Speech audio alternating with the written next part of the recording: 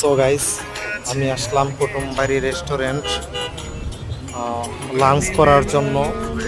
কুটুমবাড়ি রেস্টুরেন্টটা আসলে অনেক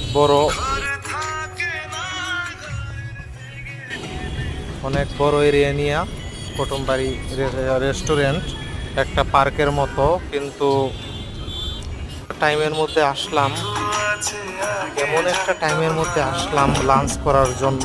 প্রচুর রোদ, দুপুরে টাইম, ঠিক দুটো বাজে। এখনো মানুষ আসতেছে খুবই কম।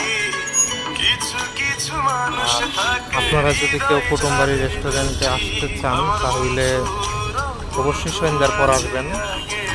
সন্ধ্যার পরে পুরো জমজমাট থাকে।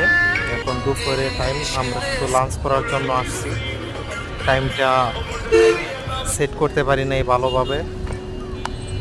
এটা যদি আমি সন্ধ্যার পরে আসতাম অথবা রাতে আসতাম খুবই মজা হইতো, কিন্তু সময় কম, এই জন্য দুপুরবেলায় লাঞ্চ করলাম। আর লাঞ্চের পর একটা ভিডিও ছাড়লাম।